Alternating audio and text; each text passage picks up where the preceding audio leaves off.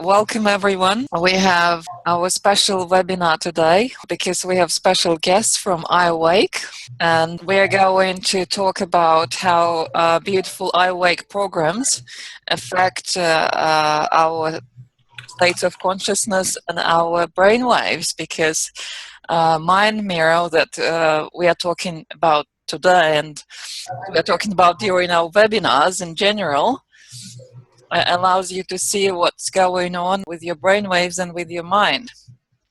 So I hope that some of the people present here today have tried free iAwake tracks and could share their experience of what it feels like. And I'm personally eager to learn more about what else is there to offer to help ourselves to evolve with our consciousness, to help ourselves go deeper and develop gamma, possibly.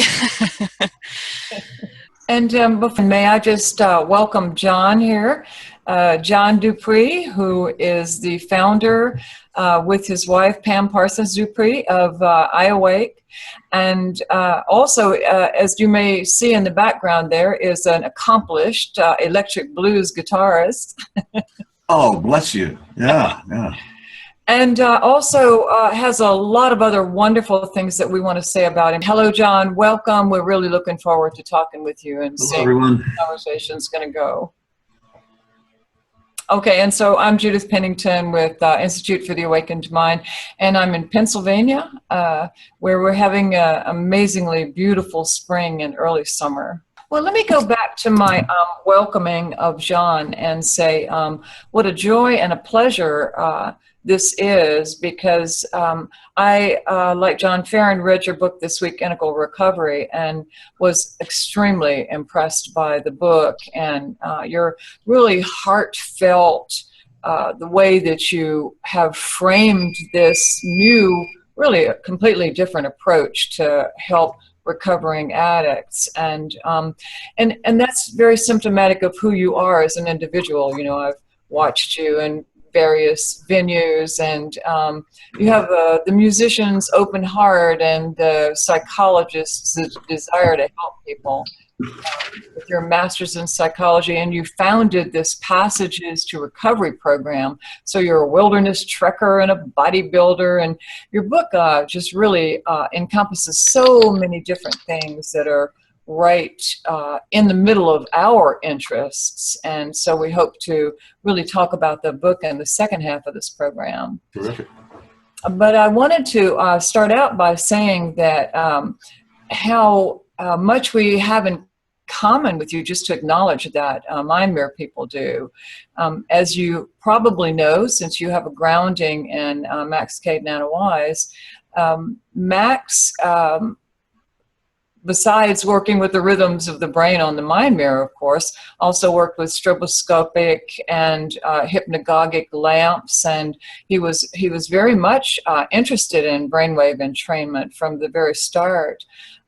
Being a biophysicist, a scientist who specialized, by the way, in radar, which every time I think of Delta, I have to laugh because of Delta radar.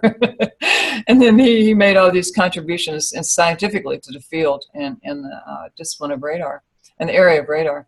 And then Anna Wise followed up Max's work in terms of brainwave entrainment with binaural beats, which she embedded in the meditation music that we listen to as part of our audio rewards for the self-training program, and also the Awakened Mind music, and used binaural beats and everything, thoroughly understood them, and also scripted she said it was 20 feet long, a manuscript 20 feet long of frequencies that Andrew Weil followed as he instructed the London Symphony Orchestra to take people down purely with the sound of music and different instruments down into a very, very deep state. And that was on his Sound Mind, Sound Body CD, which is still a big seller.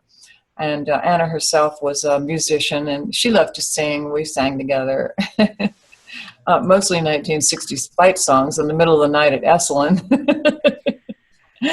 So I feel like there's a real connection between us. And then, so I know that from previous conversations with you and Pam, that you both already know about awakened mind training and the mind mirror. And I wonder if you could just start out by telling us a little about how that happens to be. With the iAwake, or how that came into being? The mind mirror and awakened mind. How do you know about Max Cade and Anna Wise? Well, simply when I started using this technology I guess it's about 11 years ago, I actually started practicing. In September, it'll be 11 years, a nearly daily practice. I started reading everything that was available, you know, in the field to find out what the heck was happening, because I had some very powerful experience when I started off. And I was thinking about it in like second and third person perspective. In other words, I wanted to give it to my poor suffering addicts, to give them a tool to meditate more effectively, because whatever we were doing was not that effective. And then I started experiencing myself, and lo and behold, not only was it, you know, healing my students and helping them, but I was saving my own life, as I'd suffered from pretty severe depression. So it just became a part of my my library. I'm not sure, you know, it was a while ago, but you know, the books are still there. And they got, you know, they're all marked up and dog-eared, and yeah. So I'm a hamster standing on the shoulders of giants, you might say. Yes, aren't we all? Mm-hmm. Yeah. So Pam, I wonder if you have anything to contribute. How did you come across the Cade Wise Awakened Mind work? I'll respond to that, but I'm gonna kind of keep low. I'm actually sick, lying in bed, but I agreed to sort of just be part of this to support John. We didn't know much about it, actually. It's just that Eric Thompson, who developed the early iAwake tracks, was fascinated with Cade's work and imbued some of the early tracks with was following the awakened mind pattern as part of the formula for how he developed the tracks. And you'll find a bit of write-up about Cade on the PMP, or Profound Meditation 3.0 webpage about that. Cool. So we didn't know much about Cade other than through that initially. And of course, I saw that videotape of Ken Wilber way back in God knows when that was. He looked like a little teenager, but using the early iteration of Mind Mirror, where he just kind of stopped his brain activity. That was kind of the first demonstration I saw, and it's still on YouTube as far as I understand. Yeah, it is. Yeah, he did a great job. Yeah, so we do have quite a lot in common, and that's really exciting, because basically we're both working, and I read this over and over again in your book, to help people take that big dive and to lower states, lower frequencies, in order to be able to balance their brains and physiology as well. Because you talk a lot in your book about neurochemistry and how meditation helps with dopamine and other neurochemicals. But what really surprised me in your book was that, because I didn't know we had this in common, you talked also about going into the depths, the deep of meditation, and actually looking for a part, which we use in terms of Gestalt, we position as Gestalt, to work with the part that is suffering, has an issue or a problem. And so that is very much part of your integral approach, this 4-quadrant approach to relieving personal suffering. And that's what we're all about too, because we're convinced and see on a daily basis, every practitioner does, every self-trainer does, that it's only by going into that wellspring of wisdom, moving into a witness consciousness that can sort of detach from the issue, and then thus transmute it, or allow it to be transmuted. So that was really exciting, and I wonder if, since you've started using this integral approach with your addiction. I mean, what is the context now? Are people coming to you individually, or are you working with a program? Yeah, people come to me individually. I don't advertise. It's just like I'm trying to get another book written, and we're working on some really exciting things here, projects and stuff. And so basically, it's just when people come to me at this point, and if they invite me to go speak or do whatever. So actually, the book that I'm working on now is taking everything that you just read about in this book and adding 10 years of maybe experience using the model for everyone. No, we all suffer. We may not all be addicts in the sense that I write about in the book, but we all have ways in which we suffer. We've been hurt. We haven't, reached our full potential. And even that is a human tragedy. If you never become the person you could have been, that's a tremendous tragedy. So through these technologies and through the practice and through the dedication and the discipline of practice, we can begin to shape ourselves and to think, to be able to be and to do things that we never dreamed possible.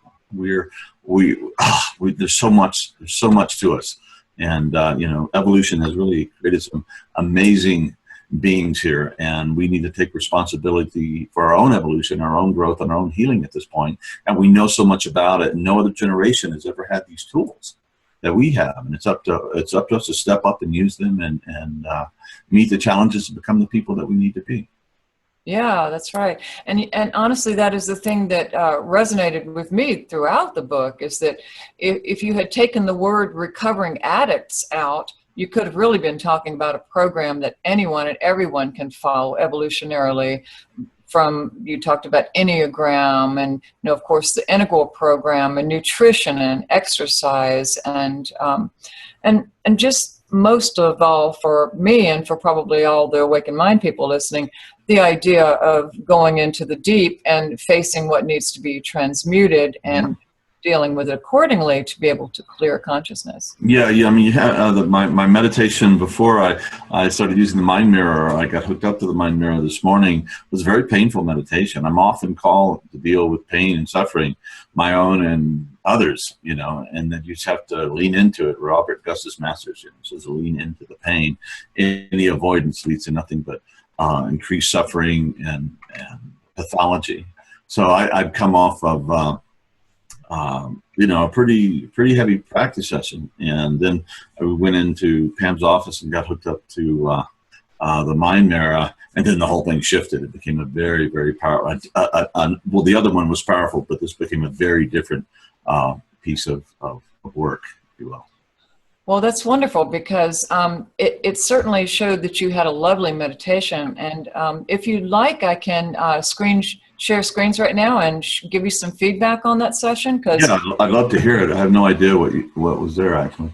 Yeah, you were kind enough to show it to me. Let's see if this is the one right here. So what was cool about this meditation, first of all, now that you fed this deep delta thing back, is that you had this deep delta going the whole time.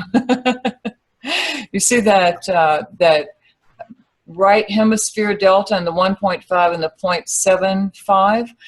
And I thought that maybe what it was some gamma, and that maybe that was like a harmonic resonance with this gamma band that was also showing the whole time. This is the active mind mirror window here.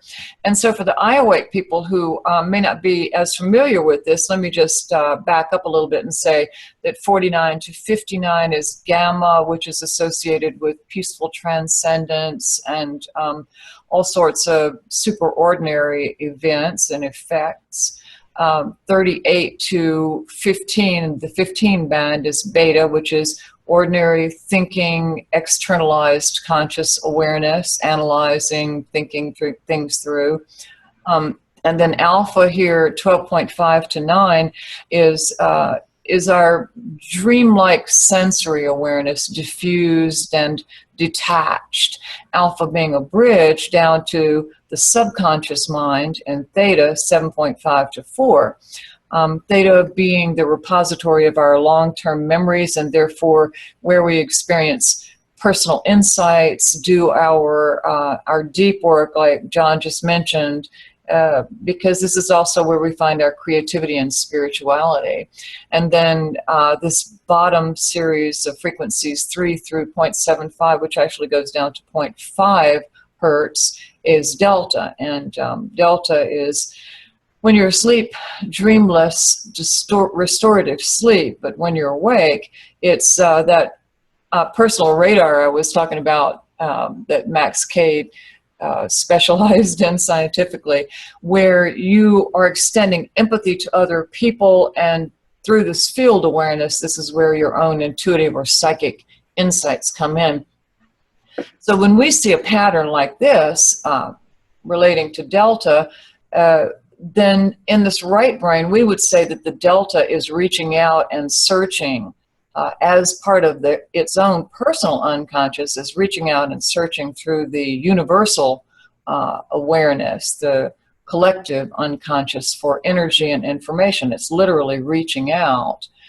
This is what we call, without this one band here, and we'll talk about that a little bit more, this is what we would call an awakened mind pattern, where consciousness is on the right hemisphere, is open and flowing, giving us insight and connection and unity between the conscious, intellectual, thinking mind, the sensory awareness of alpha, and with access to our creativity, insight, and spirituality, and our empathetic, psychic, searching the field awareness.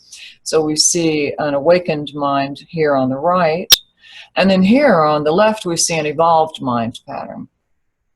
That's a whole different animal, the evolved mind. It is a progression of the awakened mind where there are fewer differentiations between these four categories.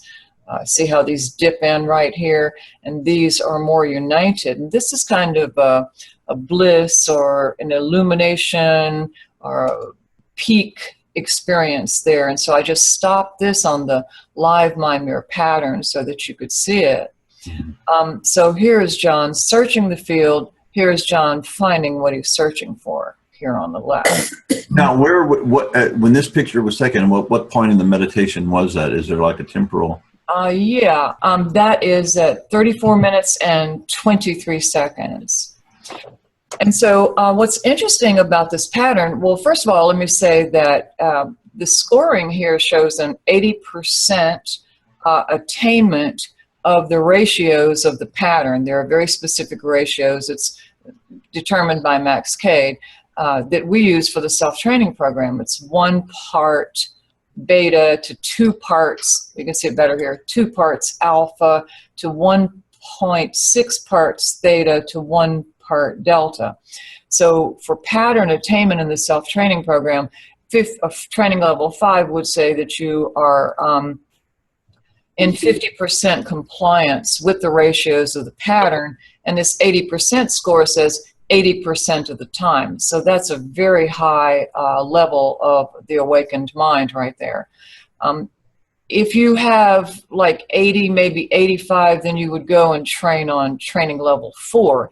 And it's also unusual for someone to have a high score in training level 4. Somehow there's a huge chasm, quantum leap.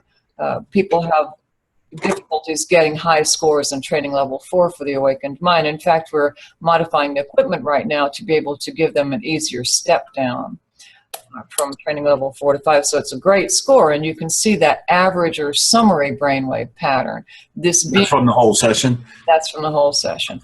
Well, starting at the point where you stopped moving, and I put a marker in here on this SEMG artifact window right here. So it's a segment in summary that knocks out this artifact. As long as we're below 5, which is where you see this green line here, it's low artifact and we can trust the readings. And that's an important thing to say. It's also important to say that, actually I put this in resume and show it playing, that this red bar right here is this 59 hertz bar.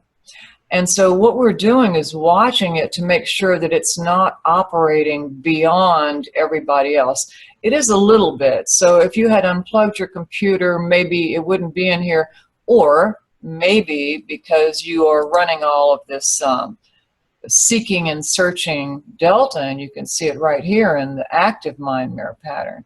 Could be that you're having some gamma as a result of that, or have built it up. I don't see where it's saying 90% of the time that this gamma, that this is an actual 60 hertz electrical artifact. It looks more like it is linked to this delta. And one way I can tell that is that your gamma amplitude rose a great deal during this session. It started out at 1 microvolt, it rose to 5, and it stayed at, to 3, and it stayed at 3 the entire rest of the session. And what we know about gamma is that 1 microvolt of gamma has really profound effects. I mean, people will say, I felt light stirring at my crown or in the third eye, or I felt, things stirring in my field and peaceful transcendence, or at the other end of it, I went out of body and I had experienced this huge inflow of creative and intuitive insights. So even though, as I know that you've been ill and you had another online interview program today, and you have really been moving fast, and you also reported just now that this was a tough meditation for you. Actually, this was a very powerful meditation. I did 40 minutes before I did this meditation. So I was just doing my normal practice, and Pam came and got me and said, okay, we need to go and do this thing. So, okay. Then I went into her office and sat in her chair, and then I started the next 40 minutes. And it's just a very powerful meditation. That's good, because it's certain. Well, can you say a little bit about it, like what your experience? Yeah, I was doing one of the practices I do most often is centering meditation. I don't know if you're aware of that, or centering prayer, and it comes from kind of an exoteric Christian tradition, and you can use it with the Christian belief system or not. But I kind of invented it myself, or I discovered it for myself in my meditation, and then I found there were books all about it, and there was this whole history of it. I was like, okay, I guess I tuned into the centering meditation channel, down in the deep psyche where we all connect or something.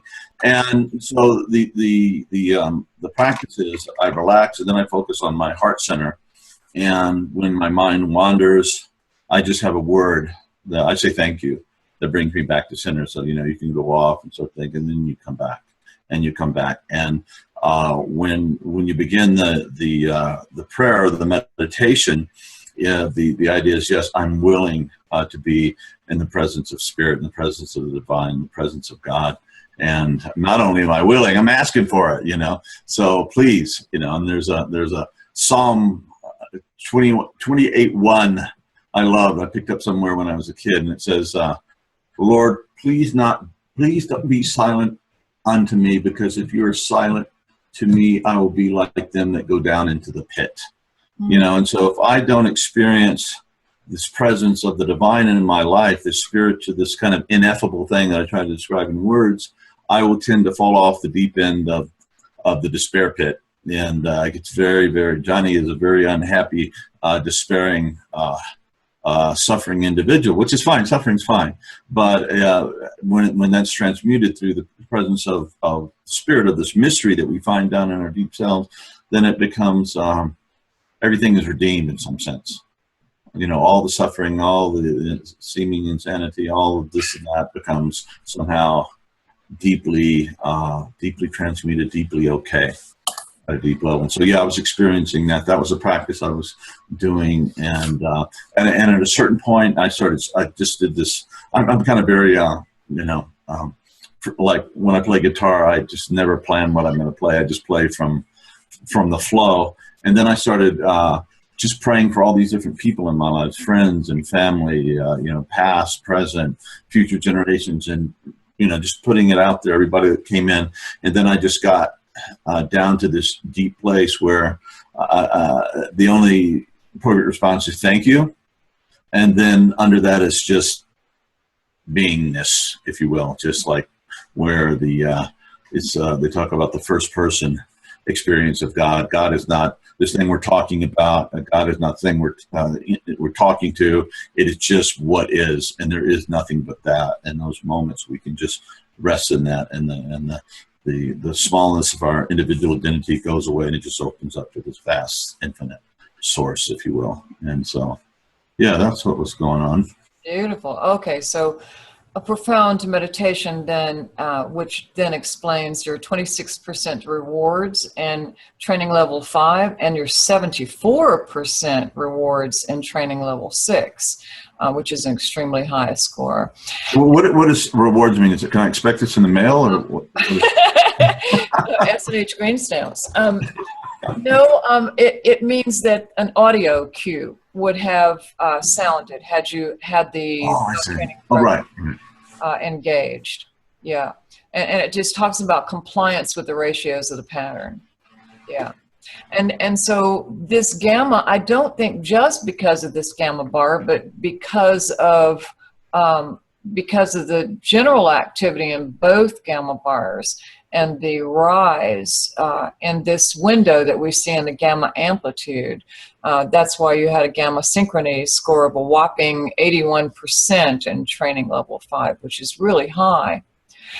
So one curiosity though, but maybe not, is that here it shows your galvanic skin response, which actually increased toward arousal, as did blood volume pulse. Your heart rate increased, let's say it probably calibrated here at about 68 beats per minute, and it rose at its peak to, let me get this thing here, to 75.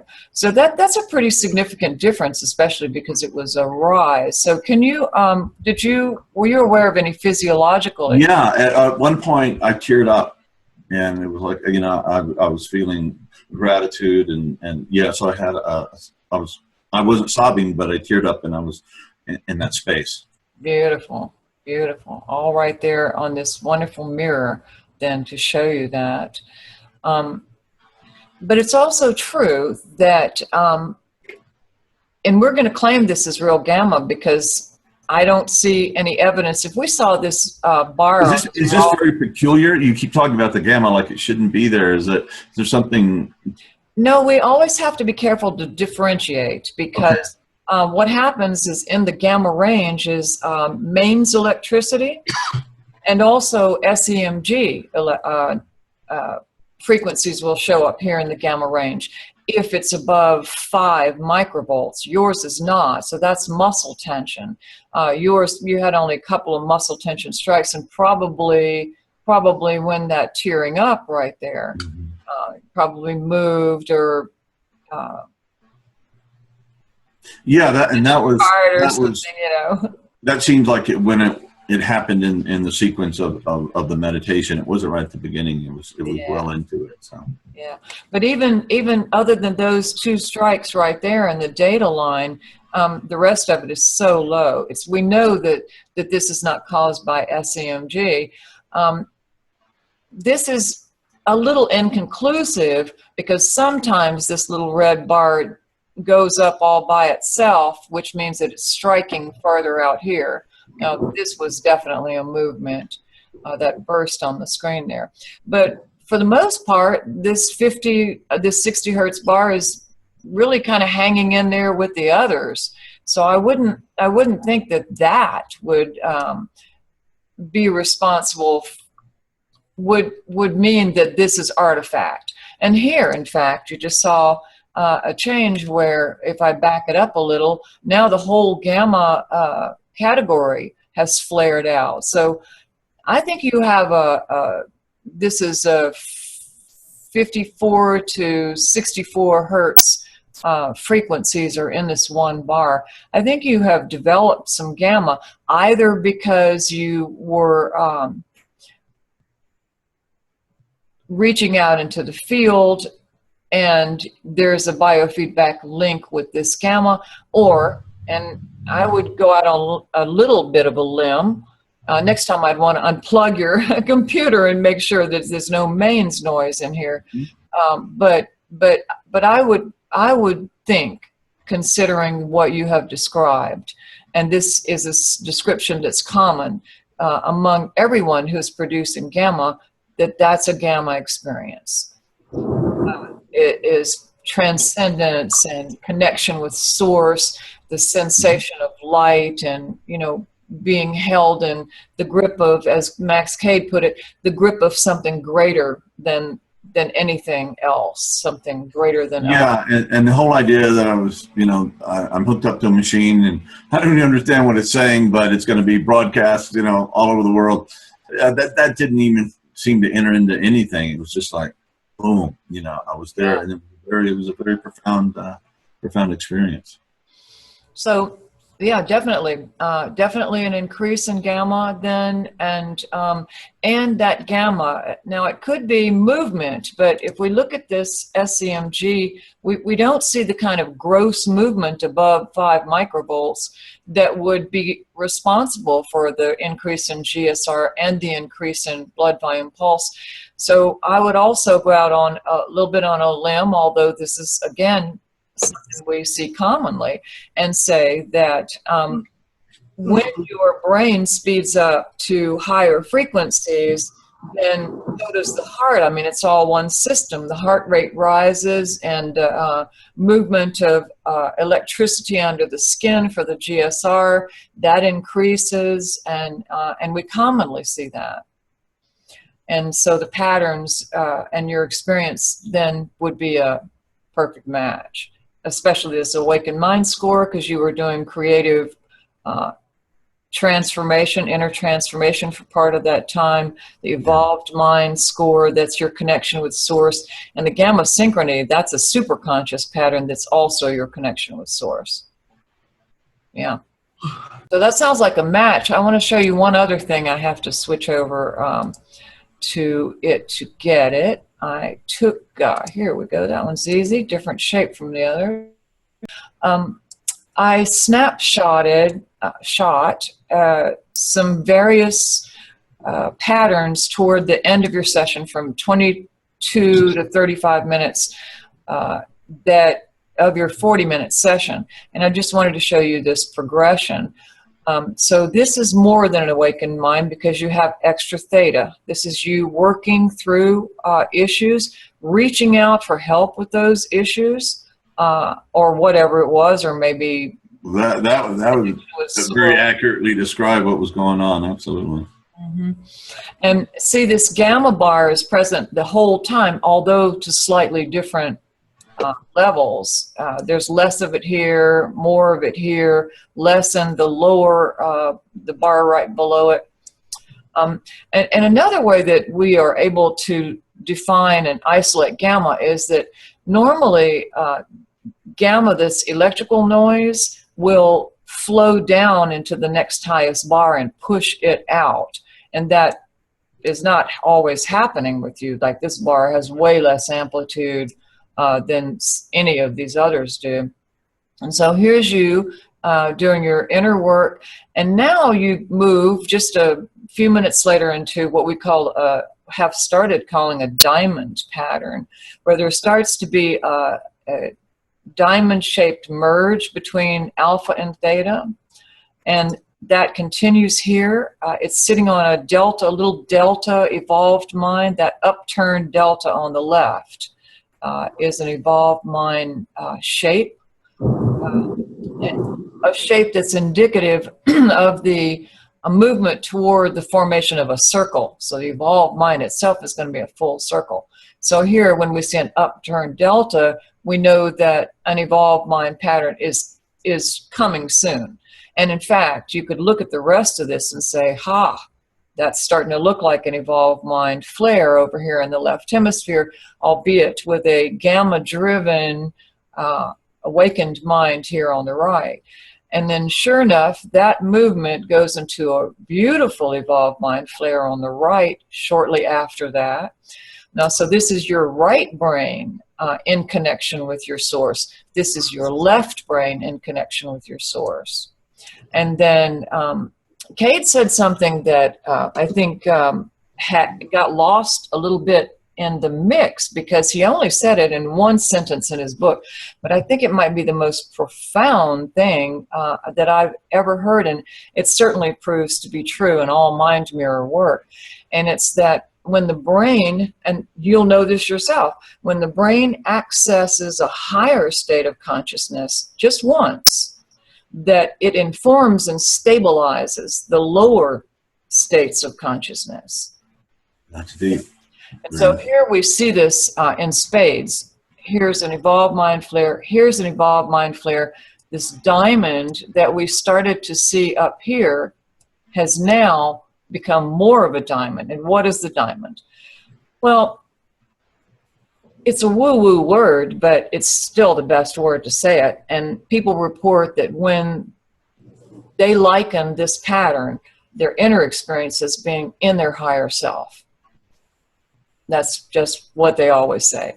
I say, so what were you doing, you know, when you walked across the bridge and the mist parted? And they'll always say, I felt like I was in a higher part of me, something that's not my ordinary self, better and finer and more beautiful and more filled with love or something like that. And I would almost wager that that's what you were describing, this kind of upliftment when you connected with your source. Yeah.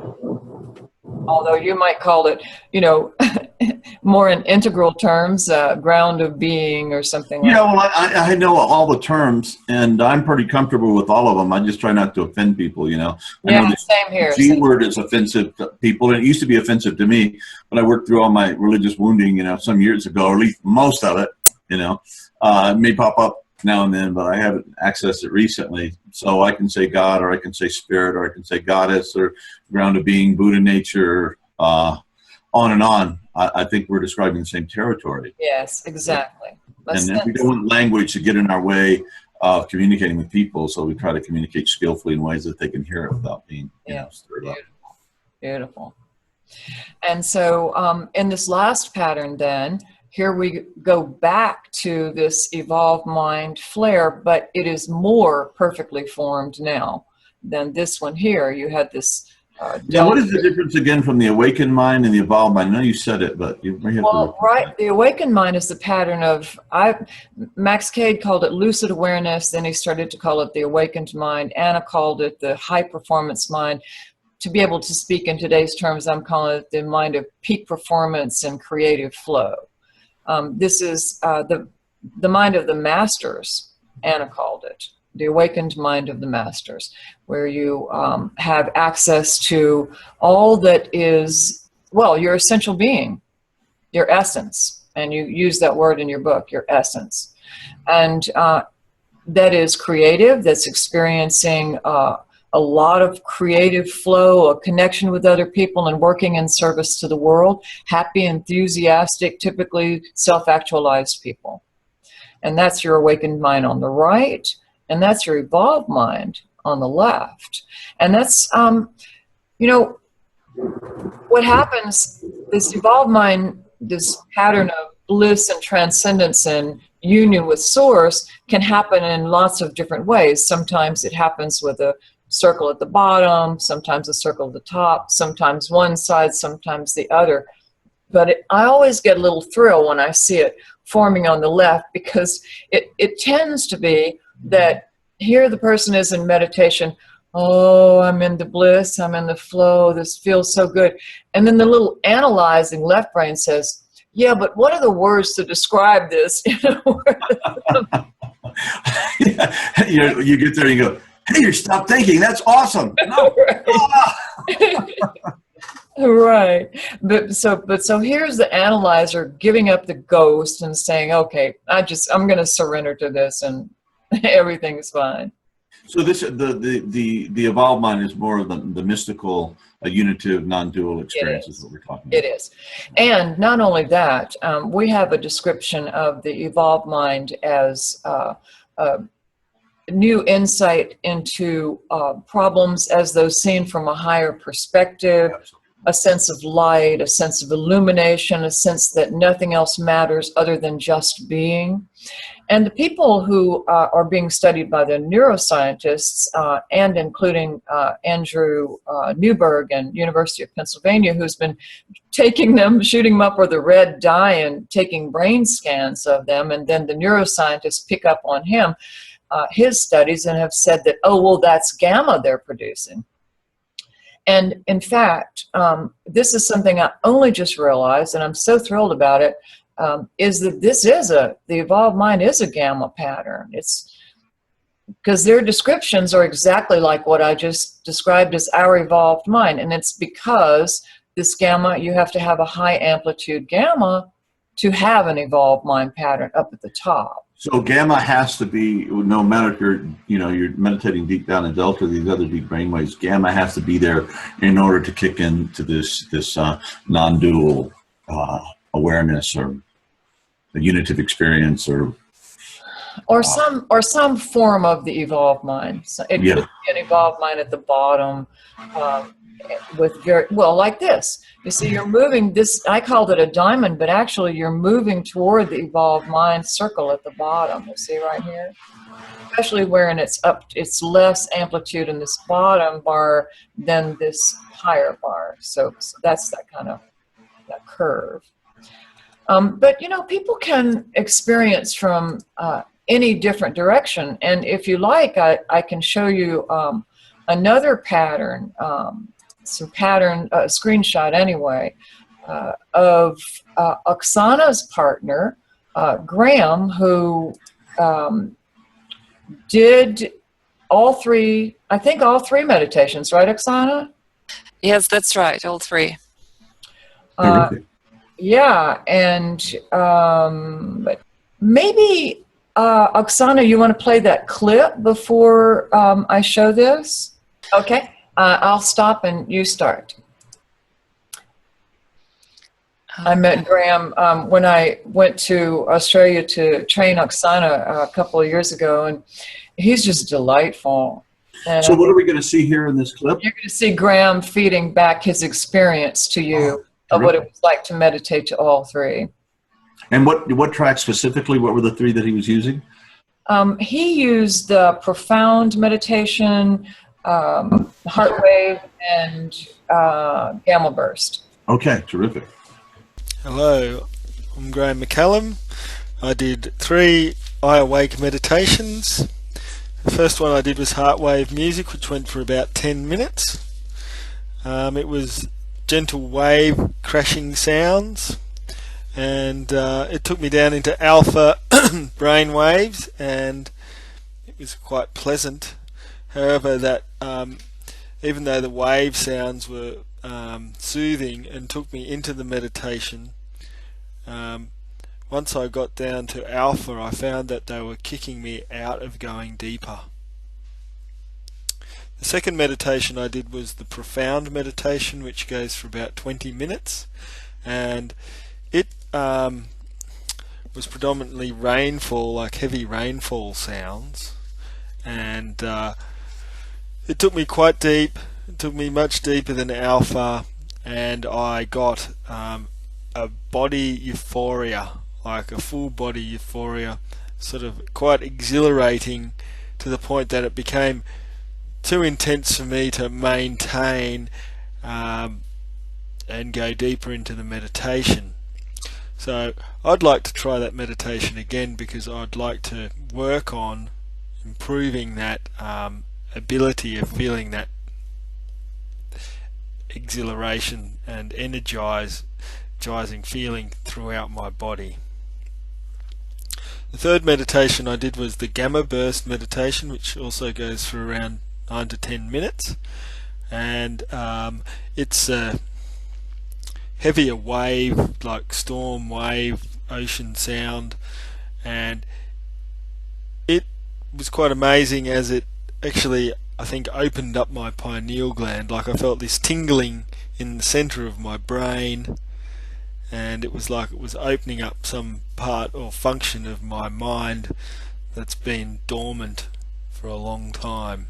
So I'd like to try that again. It's worth doing, It was an amazing feeling, and it felt like I was getting some chi or energy flow back into that circuit in my mind, connecting me to who knows where. Okay, thank you. Well, thank him from us. It was really great. So, Yep. so this is Graham, the meditation he least enjoyed, which was the heart wave. And yes, I have I'm only showing you up to the 38 hertz bar up to 44 hertz. Here I've taken off the top 2 bars because in this case he was right. It was electrical, something in the hookup or the house or the computer. It's usually the computer, and we've really found lately that it's just best to unplug the computer, and then you don't have any spikes in line voltages coming into the computer and fouling things up. And it's not actually electricity. Steve Clark, Ballista's software engineer, explained it to me that it's really a sound wave that's coming out of the electricity.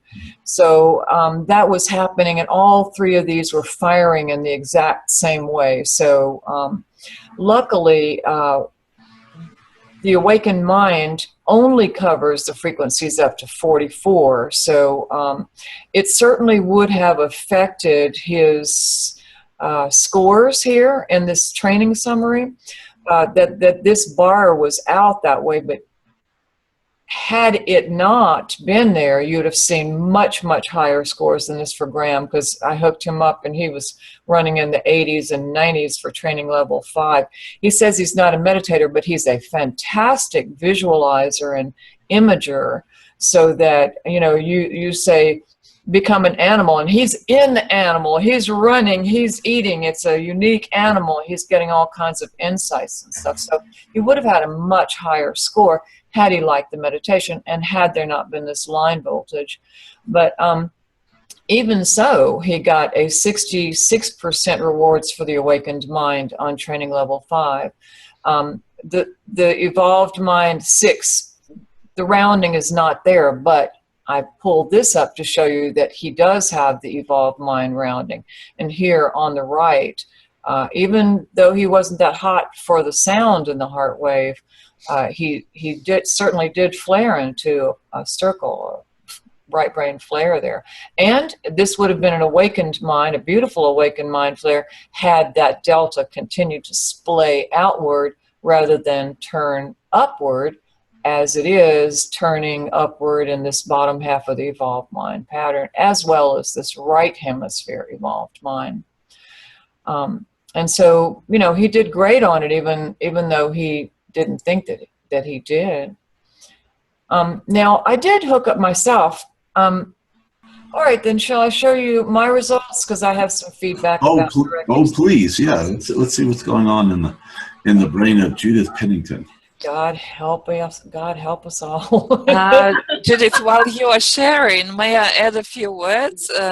Please. John Dupuy, I was really amazed to see your brainwave patterns, because I can say that the score that you showed, it's really high. I don't have that big experience as Judith, but it was, I think, 80% at level 5, and then quite high for awakened mind, and very high evolved mind, over 70%, I think, on level 6. So these are very high patterns of people who are, very advanced meditators. So I can say that your brainwave just proved that, whatever you've done. This is fascinating to me, because for years, it's almost 11 years I've been doing this daily meditation practice, and when I miss a day, I do twice as long the next day, or time and a half the next 2 days or something. I always keep the hours up, but it's always been an interior exploration from an interior perspective. And with this, we're seeing the interior experience from an objective exterior.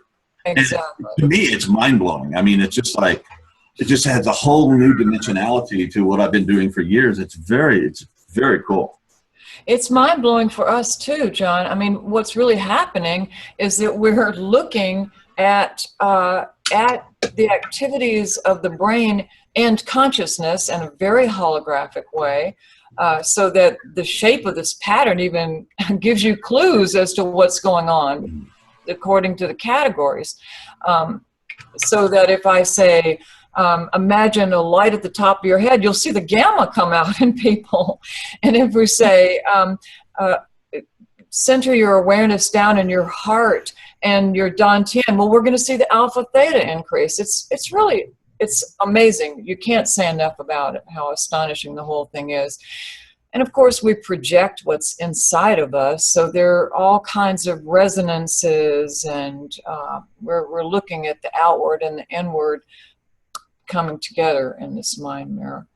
Okay, so let me just preface this by saying that these are very good scores for me.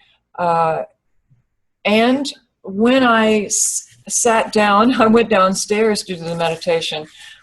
I was not in a really good space because some people were coming over, so I had limited time. And I also had an enormous amount of back pain. I had gone to the chiropractor and something had, well, actually, I went and dug in my garden is what I did and messed up the adjustment. But it was also extremely cold in the house.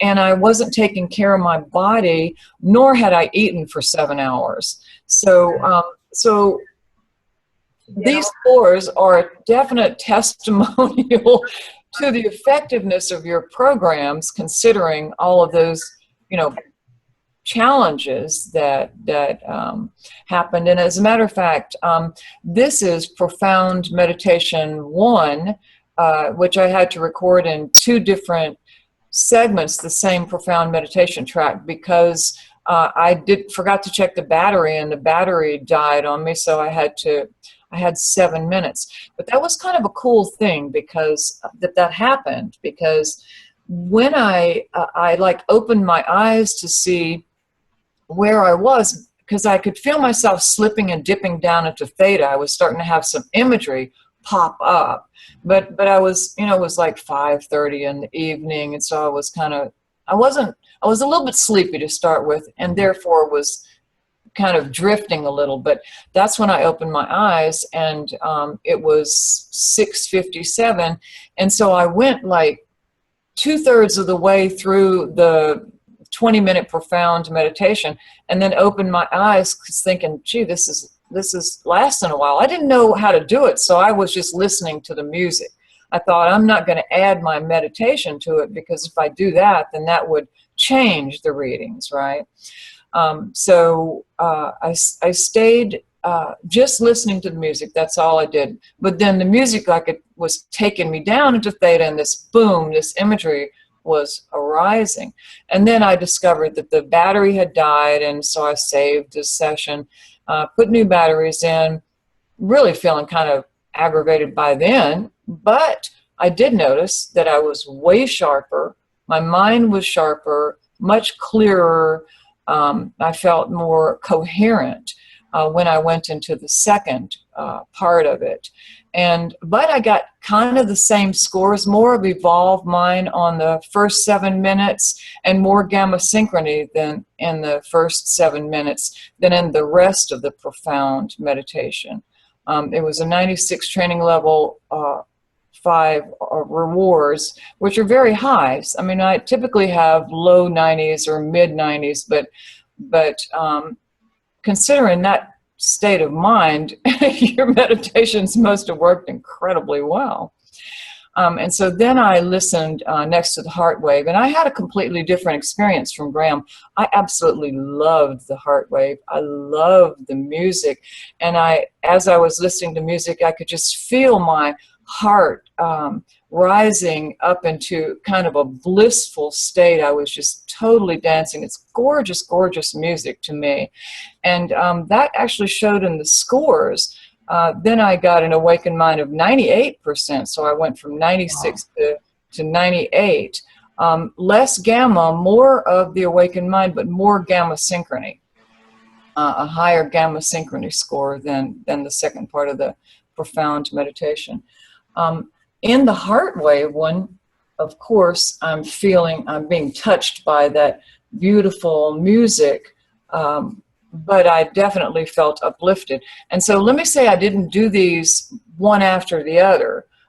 Between the first one and the second, I went upstairs, got new batteries, fiddled around, and analyzed the session because I wanted to go in from an ordinary state of consciousness. So I analyzed this session, then I did the heart wave, then analyzed that one, fooled around, got something to eat, then came back for the gamma burst. So I would return, to a kind of a baseline ordinary state each time.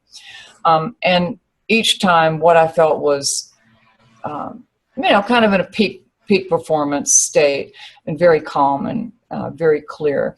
And so then I did the gamma burst. And I really don't like typically meditations that employ gamma because I generally feel like they're batting my head around, that my brain is actually being assaulted. But I did not have that experience at all with this meditation. I was much relieved. But I did have some kind of superordinary experiences, even though it was still the same 98 score as the bliss and love-driven heart wave one for me. This one, I remember I'm just listening to the tones. I'm not trying to go to God or anything like that. But so what were your non-ordinary experiences? Well, the immediate effect was that I felt a vibration in the bottoms of my feet, very distinct and very strong, and my legs. And then I became aware gradually of a vibration, like Graham said, in the forehead and in my face, not the top of my head or the pineal, but it was the forehead and the face. And then I became really hyper aware of movement and vibration in my energy field itself. And when I finished that one, all my back pain was gone. Wow. And it was still present. I felt it through the heart wave, and it was serious. It was very serious. I've been in a bunch of car wrecks, and I have a pretty compromised spine, and but it was gone, and it stayed gone the whole rest of the day. And so there was another major effect. So let me just say, suffice it to say, because I took notes, is that I started out with a heart rate of 72 on Profound Meditation 1. On the second part of Profound Meditation, which would be just the 10 minutes to the 20 minutes, 10 minutes all together, drop the heart rate to 71. And I'm going to say this for John Coates, who is an expert in heart rate variability. When the heart rate dropped to 71, the heart rate variability was 16.5, which is the best heart rate variability I've ever had. That's very high for me, because my heart rate's normally 74, 76. On the heart wave, my heart rate dropped to 68 with a heart rate variability of 13.8, and each of these had a low stress index of 3. But then on the gamma burst, the heart rate dropped to 66. With a heart rate variability of 14.1, stress still at 3. So John Coates had asked me previously, and I'm saying this for him, do we see that meditation increases heart rate variability? Well, here's a dead-on proof right here, is that when the heart rate drops, the heart rate variability increases. And for us, the mind mirror, the awakened mind, for me, the awakened mind scores increased, and I'm sure would for anybody else. And this is the bottom line. It's something you said, John, I flashed on a minute ago, is that when we connect with this source, this force, I would make a case that's what's doing all the healing. There's a sense of comfort. Oh, right, this is who I am. Oh, I feel myself back home now, and the heart rate just drops, and all the tension drops out of the body, and the brain waves become more profound, and all those other things that your addicts are experiencing then become obvious to you as the addict changes their behaviors. I mean, and can you just tell us about that? So your program is extraordinary in that you're using this integral approach and all these different vectors, but you also have a very deep spiritual program, unlike any others. Now, they're all recovery programs, from what I've seen, will have counseling sessions, and they'll also have maybe a prayer time or something like that. But you're saying go down into yourself and connect with your essence and clear and resolve issues. And that's where the real point of transformation is, deep in the I. And I wonder if you could just say something about that. So how's that work? How do you get people to do that, and what effects do you see when they contact that field and get those neurochemical, those psychophysiological effects? Well, you know, when I first started doing this work, we were doing it here at our home, and we have our house full of brand new people in recovery, old addicts, and we would meditate for 2 hours a day. And I have a meditation room upstairs, and you know, we put on the headphones, and they were just all flopped out. You know, we had this really nice we have, you know, meditation cushions and chairs and safus and all this stuff. It's a really nice space. And of course, they're just coming off drugs. So the first week they were just flopped out listening to these things. And then, you know, about a week and a half into it, you see them. And then after about 2.5 weeks, you see all these little Buddhas, you know, just, you know, they're meditating. And one of the interesting things that happened very quickly is that a lot of addicts and a lot of people, addict or non-addict, are very angry at God, angry at religion, you know, for, you know, abuses and all kinds of stuff. And they were like a couple of weeks into this thing, totally able to differentiate between spirituality and religious systems. Beautiful. You know, oh, okay, yeah, that's a bunch of bonk, or that's whatever it is, but this is mine. You know, this is real, and that would begin to emerge right away. So you could really begin to have deeply connected experiential conversations about spirituality as an experience that we're all having together as we're practicing. And I think, too, if we would hook everybody up to mind mirror devices while we're meditating, using this technology, meditating together in the same room, there's going to be some really significant things shown there, because I can really feel a different field connected than when I'm meditating with people.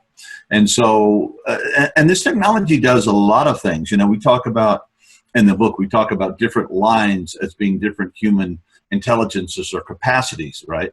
And traditionally in academia, we had the IQ line. You know, you'd measure that, and if you got a really high score, then you could get into MIT or Princeton or Harvard or Stanford or something like that.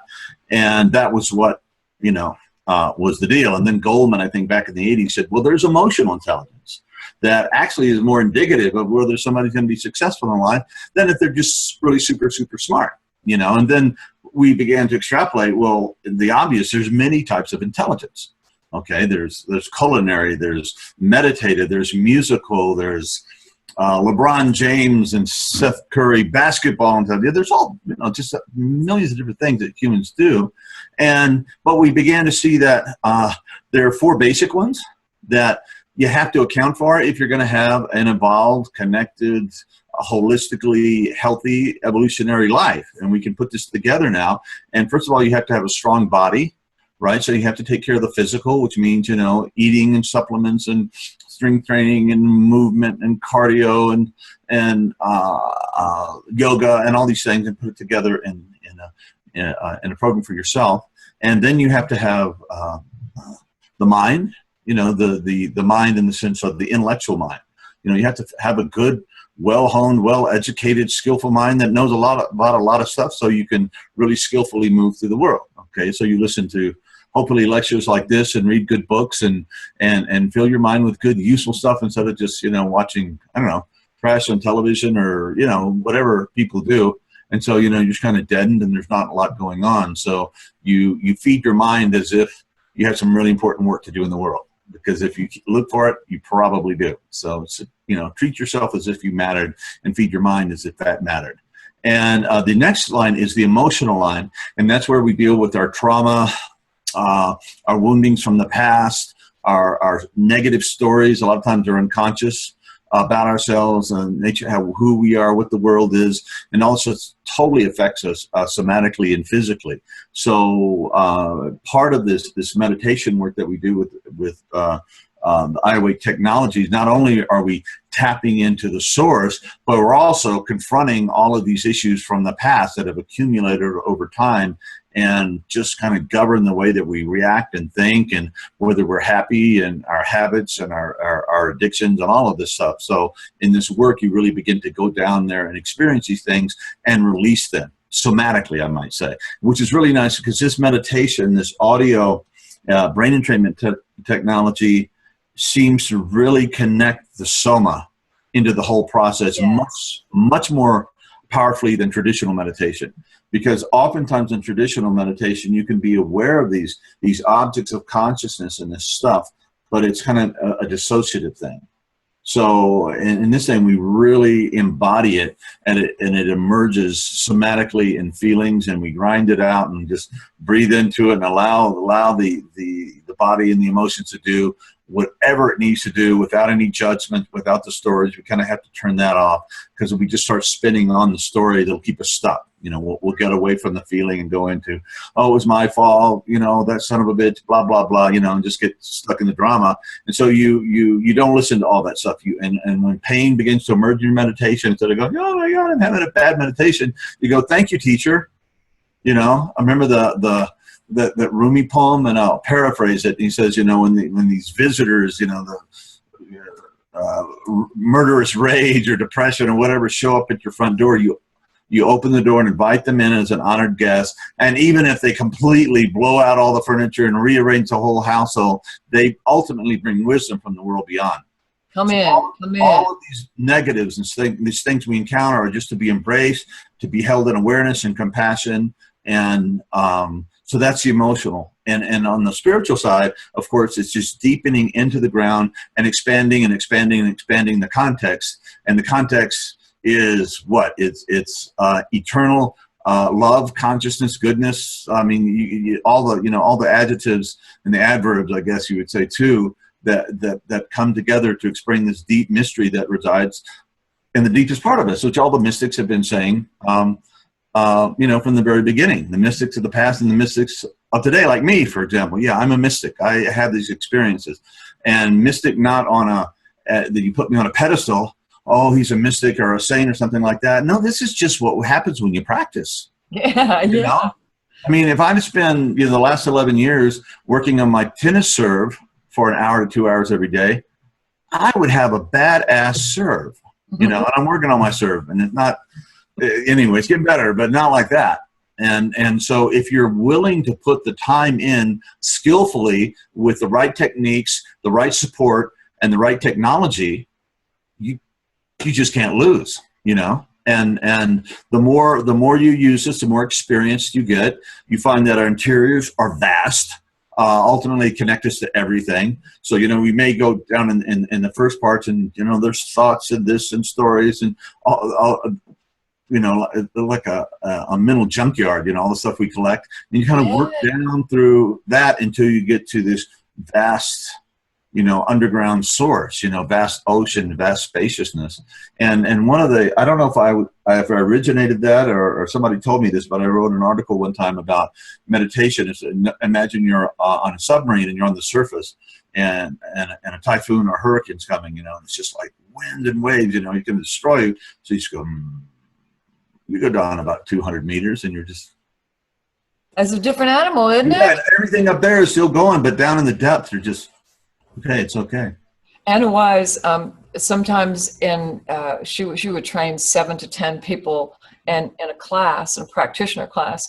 And sometimes people would get all wound up, maybe didn't understand something, or they'd get aggravated at somebody else.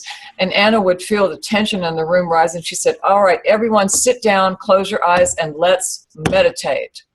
And she would take us immediately down into theta, and then we'd open our eyes, and whatever it was, it just kind of drifted away. We didn't care about it anymore. I mean, there's a reset button down there, isn't there, in the deep? Yeah, that's a really good way to put it. And you know, the more that we cultivate that, and And it is what it is. You know, my father passed away last year, and I went through months of just dealing with pure grief in my meditation. And of course, I've been doing the practice for about 10 years at that point. And there, even if I wanted to avoid it, I'm so trained now just to open up and be present with it. You know, it's just what you do. You know, it's like, you know, when the ball comes to your backhand, you just, you know, you hit with your backhand, and all your training and all your practice goes in. And so I was just able to go through that. And, you know, I'm coming out the other end. And it is, again, you know, grief accepted is purifying. And it is enlightening, and it helps us to grow and compassion and, you know, understanding ourselves and mercy and all those things, you know, because and of course, when we resist it, it will absolutely kill us. So me too, I'm very sensitive to it. If I do this work, I just go into my depressive mode and close down. It's quite, you know, I have a quite sensitive system to all that. So yeah, so I practice, I do the work. You know, you're the most wonderful person to be doing the kind of work you do, because you're so self-aware and so self-reflective. And I really realized in reading your book how you just meet people wherever they are, you know, and with this reflective, what did you call it? MI or IM? There's something kind of type of listening where someone speaks and you back to them. Right. I have to read my book again. No. Yeah. Yeah, you're not trying to win the argument. You're just trying to reflect back to people their own reality. You know. Yeah. And so the, you know, guy goes, I don't want to fucking be here. You know, he's angry about being in treatment. So I said, I hear you. You really don't want to be here. You know, and you don't go, I hear you don't want to be here. Oh, that'll get people so pissed off if you try to play the calm Buddha when they're really upset. They'll want to strangle you. So you meet them where they're at, and they come back. Yeah, you get it. You know, all right. You know, then so you think you should leave? Yeah. Well, no. God damn it, I think I should be here, but I really don't want to be here. You know, and then you just keep reflecting them back, and they feel heard. They feel seen, and so then you finally it's like, so what do you want to do with that? You know. Well, and you have to stay centered, very centered and calm in yourself, so as not to get caught up in the turmoil. You really have to hold a space for them. And it's awakening for you too, right? To be there and work with somebody who's. Yeah, you know, and I think this meditation, you know, you just begin to trust the process. And that if you just kind of get out of the way, that this kind of, you know, guided kind of wisdom, I know martial arts, it's experienced that, you know, you train, do your kata, do and everything. And then when it happens, you just, you know, just like you do the move just from someplace other than your analytic linear mind. And that happens whether we're counseling or we're singing or we're teaching with music. I just love improvisational types of music, jazz and blues and stuff like that. And you just turn off the brain and let it go wherever it goes, and it just starts revealing itself to you. Right. So I think this, you know, the awakened mind patterns and these processes that we cultivate as we go there again and again and again and again on a daily basis really makes us much more open to spontaneous, appropriate, you know, action and love and communication. So.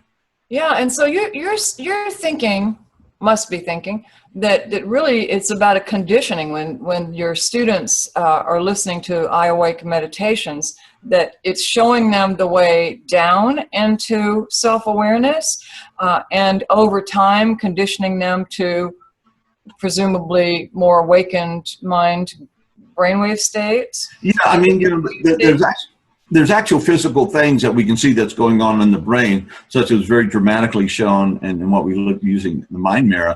And then there's chemical changes. You know, there's more serotonin, there's more dopamine, the cortisol, and the stress-related brain chemicals begin to go down into much healthier levels. And these are the things that are most present in depression and relapse and these sort of things. So that begins to go down. Serotonin, dopamine. The serotonin is the feel-good, satiated, which no addict has enough of. That's why there's always this craving stuff. And the dopamine that allows you to, you know, get in the flow and feel good about being in your body and doing all these complex things the body does. So those things begin to increase too. So there's, you know, in right and left hand synchronization begins to go. You know, you get your cake and eat it too. You get to be your right brain, intuitive, spiritual, embracing maybe feminine self, and you get your good old strong left brain, analytical, get her done, you know, maybe masculine. It's kind of how I characterize it in these broad brushstrokes anyway. But you get those both together, then you have, well, I guess you have an evolved mind pattern, and you have both sides of reality, the yin and the yang, work together in balance, and that is really a remarkable thing. And you learn the key, the secret to evolution and growth, and it's not easy. You know, this is, we're talking about heroic practice, you know, day after day, week after week, month after month, year after year. And a lot of times it takes support and coaches, then, you know, to get us into that place.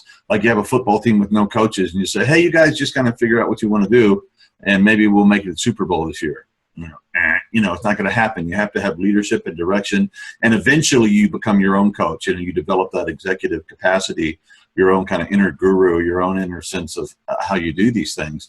But it's just showing up. And George Leonard, I don't know if you ever read his classic book, Mastery. He says that the master is the person that just keeps doing the practice. They keep showing up. And there are so many books out now, the talent code, talent is overrated, talks about, you know, this old myth. You have this genetic, you know, it's like LeBron sprang out of his, you know, his mother, you know, and dunked a basketball when he was an infant. No, it doesn't happen like that. You know, LeBron is, I mean, yeah, he's a physical specimen, but he is an amazing disciplined practitioner. Seth Curry, Bruce Lee, Jimi Hendrix, you name it. Any of these guys that were great, just put the time in. They had the eye of the tiger, and they just, they practiced and they did it. And now we're learning it's not only, you know, it's not enough just to be a great musician, but you have to be, the base has to be, you have to be a great human being. And how do you do that? You do the body, you do the mind, you do the emotional and the spiritual work. You put those four things together, and those are the pillars of the temple. Then you have something that's really evolutionary. And you take that structure and apply it to any other skill that you feel called. And at this point, it's like you feel called to do it, because after a while you start living in the deep end of the pool. It becomes more soul-centric. You know, you don't just do things randomly. Oh, let's just do something because it's exciting. You do something. Well, this is what I'm supposed to be doing. Nice. And I picked up the electric lead guitar about it's a little over in September. No, in August it'll be 6 years. And I just sit here in my office and I have my guitars and stuff, and I'm not on the phone or writing, and then I'm practicing. So I was putting a couple hours a day of dedicated, really intelligent practice. I'm learning all this stuff in YouTube, and all of a sudden, you know, I'm playing at a level now that I just, holy cow, this is coming through me. And I was at a concert I was invited to in Salt Lake, and there was like this, David Darling was there, and he's cellist. He's amazing. I'd never heard of him before this concert, actually.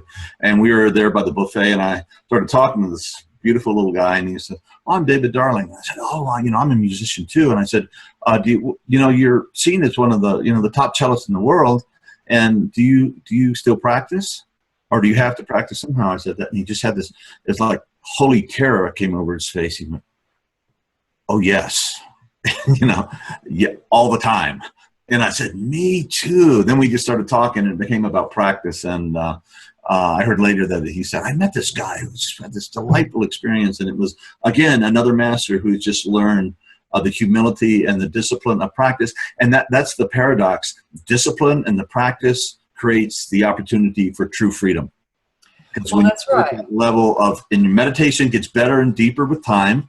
As you become a better meditator, and you learn to access this in a more stable basis, and then it begins to reflect on your outer life, not just when you're on the cushion or when you have the headphones on, and your inner life when you're dreaming shifts.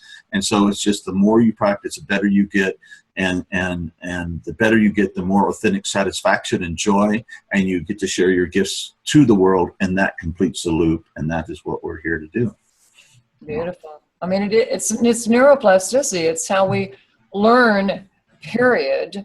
But it's also that you can slide out of that awakened mind pattern with a bunch of stress, even after you've externalized it, and keep that alpha going and have everything united, and you're going along and everything's perfect and there's a creative flow, and then there's some sort of explosion and you can slip right out of it. And if you stay out of it and don't go back to practice again, then you just completely unravel. I mean, well, but also if you're faithful to your practice, if the house does start burning down and the disaster does happen, those years of practice are going absolutely to be a situation where you can react from a very wise, just absolutely get her done. And so you practice as if it matters. And so when those points of crisis and emergency do happen, you're just so ahead of the game, you can deal with it and you can be part of the solution instead of just, falling apart. It's like a musical progression, isn't it? At the beginning, when you're learning and sustaining the pattern, you can slide out of it and slide down that slippery slope. But then you say, wait a minute. You practice to get back to it and say, oh, right, now here it is. And then you hold it a little bit longer, less unseats you. But then ultimately you get to the point that you've just described where you can hold it, stay in it. It hurts too much not to be able to manage things nicely. And then that's true. Or when you slip out of it, you're so aware that you slipped out of it. Exactly. You don't just go unconscious. You go, oh, whoops, here I am. Here's my old patterns and here's what I do, and my neurotic stuff. And you kind of chuckle and laugh at yourself and, okay, let's bring it back to center. Yeah, you could say that it's really kind of living creatively, no matter what. Absolutely. And yeah, life gets pretty amazing and pretty flowing, and serendipities happen, and and it doesn't mean you don't suffer. It just changes the quality of suffering. It's deeper. It's maybe you suffer more, like Ken Wilber says, you suffer more, but it bothers you less, because you have a larger context to it, and part of you are not just this existentially lost little individual thing, but this little individual speck of what you are has its roots down into the deep everythingness that was never born, never died, never will. And you're not even bound by time. That's one of the things I learned in my meditation, is that time is actually a dimension that emerges out of the self. The self doesn't exist in time. I'm talking about the big self, self. So you get down there, you're not limited by time, because time is just something that self does when it wants to, play a linear unfolding game, I guess. So. Well, John, I've got a question for you, and then I'd like to just open this up to other people who may have questions to ask you. Yeah, and that got pretty esoteric, so you want to ask, more practical things about recovery and stuff, I'm totally into that also. Well, I love it both ways. So is there any chance, in your most optimistic self, that your recipe for integral recovery might actually catch hold and sweep into mainstream use? Because the Enneagram, every single thing, you're talking about, let's get some spirulina, and for people it's just such a easily transferred recipe for health and wholeness in general, but also for a population. And, I wonder how you manage to work with these folks anyway. This is really hard. People fall right off the wagon, and something like 70% are not going to succeed in staying. You have all the statistics at your fingertips. So two things. How in the world do you stay in such a tough profession? And then secondly, is there a chance that integral recovery will take off? Well, who knows? Hopefully God is my publicist. And I think integral recovery is an artifact or manifestation of integral level of development. So most of our treatment centers and our governmental institutions are not there yet. There are some people there, but yeah. So it's the other stuff just doesn't work very well. And after you've done kind of this integral thing, it just adds a dimensionality and a depth that just wasn't there before. Sober, not sober. Well, there's a lot more to it than that. And somebody said one time that it's like going from a square to a cube. There's just a new dimensionality and a new depth, and it's just so I would really hope, you know, I mean, and ultimately it's not just about integral recovery, but just this integral way of looking at things. And right now, you know, we're going through one of the things that I include in integral recovery, we're talking about spiral dynamics and using these developmental maps. And if you look at world politics and BRITX and what's going on over in Europe and the Middle East and in our country, you know, with Trump and the Democrats and Republicans and all this stuff, it's very understandable. What's going on. You know, you have these different developmental memes that see each other as absolutely wrong, and, you know, the others are absolutely right, and they just cannot get it together. And there's a lot of different developmental, and it would take me an hour and a half or something to kind of get through this in a pretty simple way. But you understand that people at the traditional level cannot hear the people at a modern level, where, say, the traditional level is they get there, ascertain what is true through this Holy Scripture, the Book of Mormon, the Bible, the Quran. That is what truth is. You go to modernistic and it's science and the facts and data. So you have one guy saying to fundamentalist traditional types that, you know, well, this is facts of global warming, and this is what the science is saying and everything like that. And they go, well, God says, you know, Jesus is going to come back and take care of that. So that's my truth. So, you know, I don't hear that truth.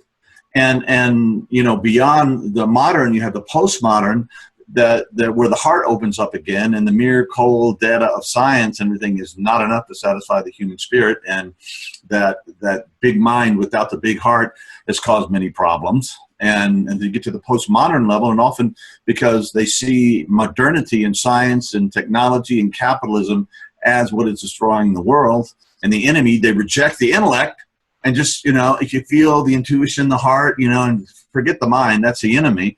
And as you begin to go on, and I'm really simplistically explaining something very, very complex, but then there's a reuniting at this kind of integral level of heart and mind. You know, we need the brilliance of science, as in the mind mirror and the iAwake technologies, but contained and controlled by the wisdom that comes through the awakened heart. You know, so that begins to have a level, and you learn that you have, as you mentioned earlier, you really have to speak to people on the level that they can hear. And though you may not agree with fundamentalist Christians or Muslims or whoever, you have to speak to them with respect.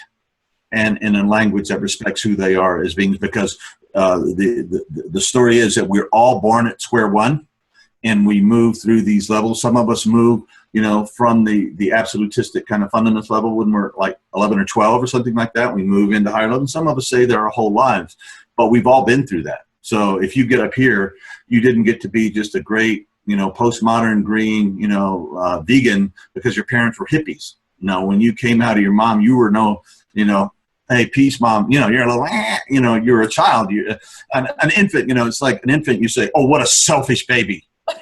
Selfish baby. You know, it doesn't even apply. I mean, they're not even a level that would make any sense. You know. Right. So we're all born there, and we get as high as we can. I think it's easier for us to get to higher levels if we have a culture that supports us. Like the United States, there's a lot of support for the modern level, for modernity, the universities, and the postmodern level is very important, big now. So you can, you know, there's a lot of support for that. You know, you see it in our newspapers and art and music and movies and television and whatnot. But for these higher levels, the pioneering levels, it takes a little more heroic effort, because we're actually creating it as we move into it, and there's not that much support. And one of the things that we learn from studying these developmental levels is that not only does it show us our evolution as individuals, but it shows us our moral evolution as a species. So we can go right back to the earliest artifacts that we know, you know, the cave paintings, say, in southern France, and look at our ancestors there and see what these different levels that evolved. And we see when you know, the Roman Empire, and then Christianity and mythic religion, the axial age happened, probably ended with the last part of it was with Islam. And then we see modernity arising in the Enlightenment and the Renaissance, and a great manifestation of that was the American Revolution, the Bill of Rights, the Constitution, Jefferson, all of these guys in Philadelphia doing that amazing stuff they were doing there. And that led us into the modern world. And then when the modern world started like not answering, you had the postmodern, you know, which was, you see in the States, was the rise with the civil rights movement. And then with the counterculture in the 60s, and women's rights and gay rights and animal rights and native rights and everybody's rights. There's this big opening. Everybody's invited. Diversity is seen as a strength and not as a horror and the end of civilization, as you might see at a more traditional level. And so, but all of that brought its own challenges, and the challenges of the current level is what gives rise to the next one, because things can't be solved at that level. So we're just in this evolutionary process, but these levels keep coming and developing and coming online much more quickly. History is speeding up. You know, you see modernity, you know, 400 years, then you see postmodern green 50 years, and you see this new thing that's coming online in the last 10 to 15 years. So it's really, instead of saying 10,000 years, 5,000 years, in these worldviews, that it's really coming online. And why should we, you know, be concerned with getting to these higher levels? Can't you be happy at whatever level you're at? Well, yes, that's true. However, the solutions to the current complex problems of our species and the planet can't be solved at these ethnocentric levels or even world-centric levels. They have to get higher levels so you can actually begin to address and understand what's going on and coming up with some good solutions. And I think all that to say that integral recovery is a manifestation of that kind of integral consciousness applied to this very real world specific problem. Right, the culture.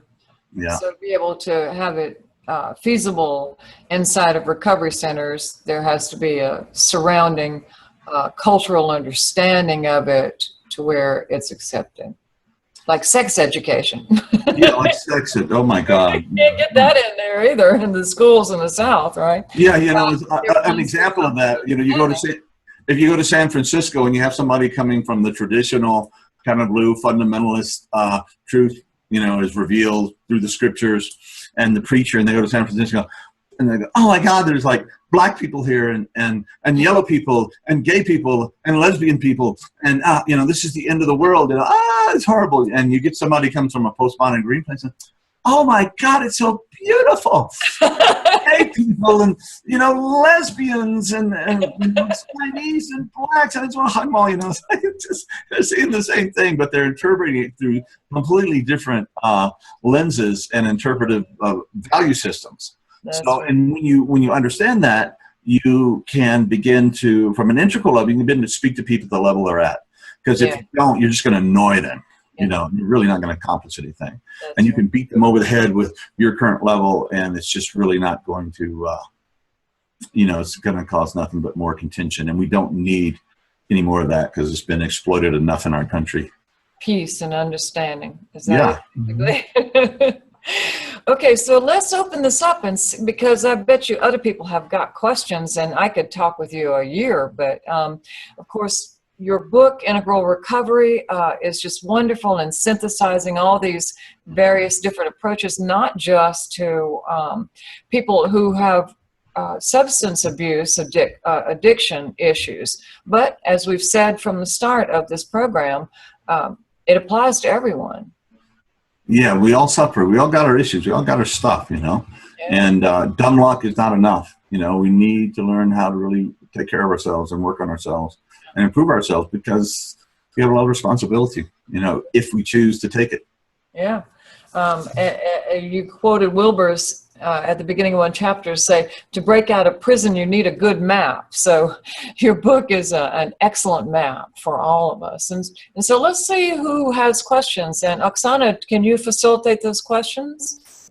And now, John, you're very welcome. Thank you. Judith, you mentioned heart rate variability in meditation. Yeah, I came across a paper recently, where, I think it was an Indian paper about meditation and heart rate variability. And when meditating, the heart rate variability can actually drop because it's reducing the chaotic nature of the heart. Huh. So if you see that with anyone, it might be something to take in into consideration. From memory, they were doing Kundalini and Chi meditation, but there's definitely can be a drop in heart rate variability when meditating. A certain kind, yeah. Yeah, I don't really know anything about that other than in those sessions, those iAwake, I mean, I've got a kind of spiky heart normally, but man, I was just almost a sine wave. I mean, it was just so much more coherent than usual. And I did notice that the HRV increased. But yeah, let's all watch that and see what we see. I'll send you the paper if you like, and you can have a read of it. Okay. Great. Thank you, John. Thank you. John, do you have any question to our guest, No, John? With the work, I basically test people who have fibromyalgia and or chronic fatigue. So unfortunately, it's with a doctor. He teaches meditation with another guy, but I haven't introduced the meditation to him. He's a bit sort of possessive in what he does, but I can hook myself up with the thought technology gear, which I think is a little more sophisticated than the mind mirror for heart rate variability, and whack the mind mirror on and play some of John's stuff and just see what happens. And perhaps I can send it to Judith to have a look at. Great. And the people that use this stuff and give us the feedback, and you know, it's been just we're building this thing together. So that would be really appreciated, John. Thanks, John, for everything. Brilliant session. Certainly. Yes, I can see that you've got a great history of your own, your own practice and your own spiritual journey. So after all these years, could you pick, I don't know, and point out maybe the most profound or the most efficient practice or exercise or special advice that you can give to people who are on the same, you know, journey? Yeah, and to really simplify it, and you know, we talk about the 4 quadrants or 4 basic dimensions that are present in any occasion, and we say the upper right, if we're applying this to an individual or an addict, that's the body. The upper left is the interiors of the individual: faith, love, thoughts, hatred, stories, all the stuff that's non-local. I can't take your love for your husband, I assume your husband, and put it in a test tube and blah blah blah blah. Although I can say, here's a human brain in love, and you put mind mirror, and somebody's feeling love. I'm sure you're going to have patterns that are going to manifest itself. You know, serotonin, dopamine, different parts of the brain will be firing. We can learn a lot. That tells us nothing about the interior experience of love. You got to either be in love or read Shakespeare's sonnets or the Beatles. Listen to the music, and then you'll get a part of that vibration. So. So I got off on that. That's the interior individual. The lower left is the we space, our relationship to others, to our family, to our neighbors, to animals, to all the sensitive beings of nature, and how we draw those circles. So the relational thing is very important too. We gotta work and fix that. And then you have the lower right, which is the rest of the stuff, the objective. Your desk, your internet, changing the oil in your car, having medical insurance, a roof over your head, all the basic survival stuff that Maslow talks about. And so you have to take all 4 of those dimensions. So it's not enough just to have a great body and you ignore your interior. It's not enough just to meditate, and do all this mind-changing, awakening awareness stuff. You still have to have a physical body, which is the vehicle to take that out into the world and do something with it, right? And Ken Wilber says what you do with the experience is more important than having the experience. So there's when you begin to change and transform, there's a call to responsibility and action and going out there. And as in the St. Francis prayer, Lord, make me an instrument of your peace. Go there and participate in your own healing, but also in the healing of all things and others. So a lot of my work is focused on the upper right, the physical body, and the interior work. The other stuff is there because it has to be there if you're going to be integral. Not my particular strength, but I can bring a good integral leader will know, well, I'm really good at this. And the temptation is to surround yourself with people who are really good at what you're good at so you can have good conversations and reinforce each other. But you need to know your areas where you're not strong so you can get in the support and have all the necessary skill sets represented when you want to do something, a noble cause.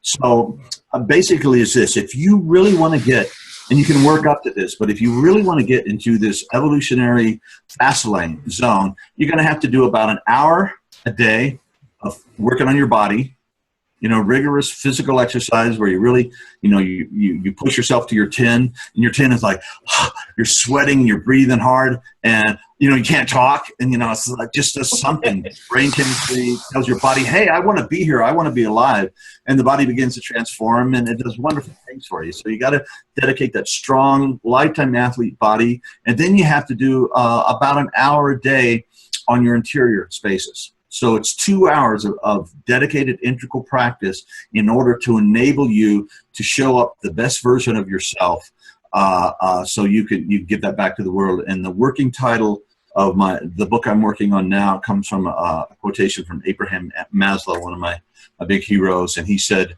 "What you can become, you must become." So what your potential is, which I'll tell you with a certainty, if you do this dedicated work on yourself, is so beyond what you may think you can become. That is way more. What you can become, you must become. That is your gift back to the world, your responsibility to get back to life. And that's one of the tragedies of addiction, for example, because you never become that.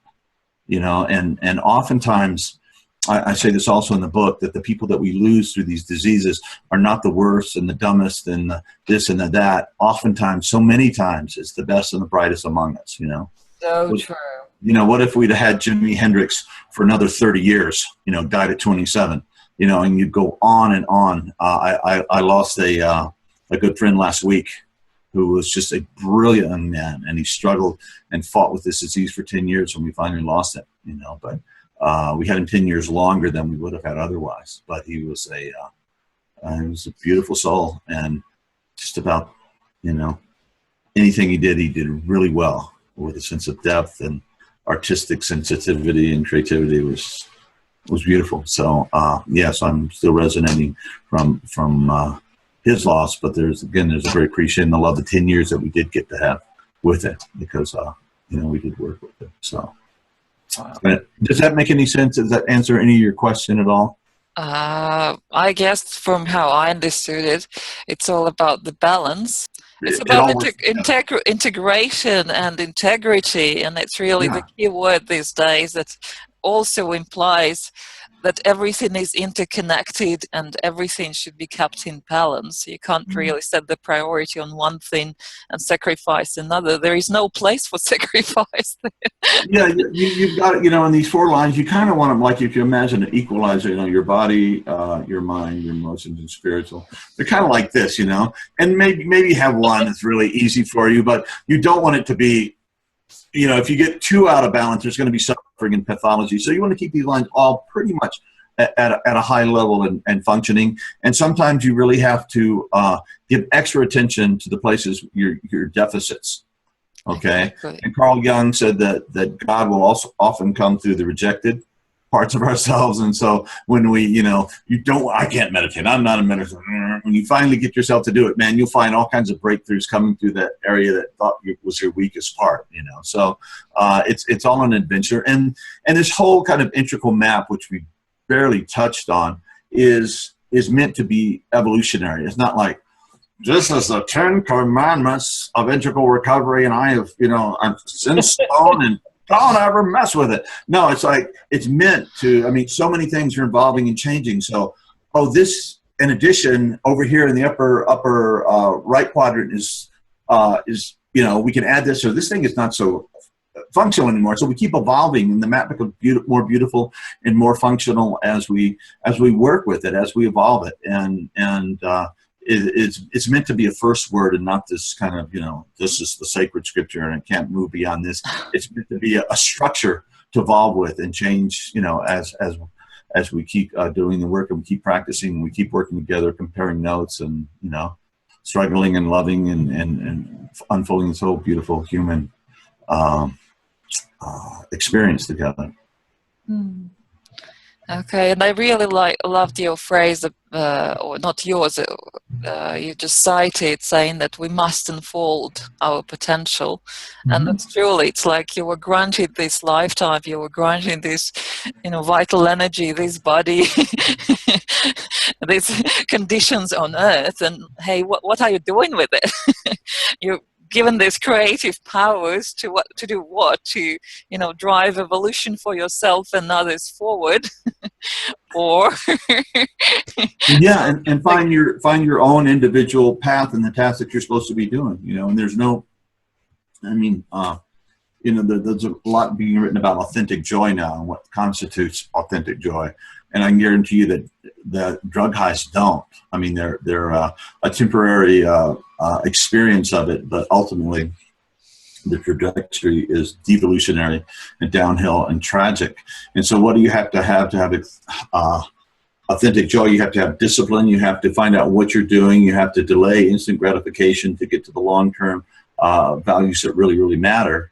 And one of the things that when we fill those karmic evolutionary responsibilities and we're in that place where we're doing our work in the world, there's a sense of deep gratitude, humility, connectedness, purposefulness. It's like, yeah, here I am. Thank you, God. And you're just there. And there's very much a feeling of being an instrument, having it come through you, as opposed to, hey, this is me. I'm doing all this. It's flow state, the awakened mind state. Yeah. And it's tremendous. And maybe that is the relative side of the street. The awakened mind state is what happens when the evolved mind kicks in. We remember and know who and what we really are. Then we can come back into the manifest form and do the flow, the skillfulness, the beauty, the creativity, the compassion, the skillfulness, and get it done. So it takes both of those things to everything and the specific coming together, and there it is. John, thank you for awakening with us. Yeah, it's been quite a session, and thank you guys for the work that you're doing. It's just it's just like, we're talking about these 4 essential quadrants. It is a outer look at the inner upper right quadrant. I mean, what's going on in the physical brain.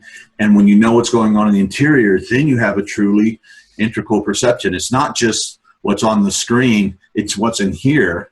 And what in here is enlightened by what's there. And anyway, it's just a wonderful multi-dimensional perspectival thing that opens up the world in a way that was never possible before. Yeah. Isn't it remarkable? Yeah, so much is about clearing a way for us to live our bliss in meditation and in life. And then you don't need drugs because you have something that you crave for from the moment you are born onto this planet, and something's missing. What is it? We try so many ways to satisfy it, but in the end, when we satisfy it spiritually, then it's truly satisfied. We're no longer driven. And I really appreciate that you're working with people who are suffering so terribly. I know so many people who, and it's just insufficient, the help they get. And your recipe is truly unitive. Well, thank you. All-inclusive and unitive. And we bless you and we thank you for being here with us and for helping people and for helping us understand more about the need to be balanced, And I hope that our people will read your book and certainly go to the iAwake technologies.com website. Yeah, and of course we're going to put this on our website, so to let all our folks, our community know about Mind Mirror and just how again what came out of the spiritual technology talk was that collaboration is the new competitive edge. Yeah, trying to take each other out, but working together will get us all there much more quickly and much more beautifully, and it's more fun and it's more loving and it just works better. Rising on the crest of a wave. Thank you, John. Okay, thank God you, bless. everyone. Thanks all. Appreciate it a lot. Everyone for being here with us today, and we hope to see you all again. Hope to see you again, John, on this program.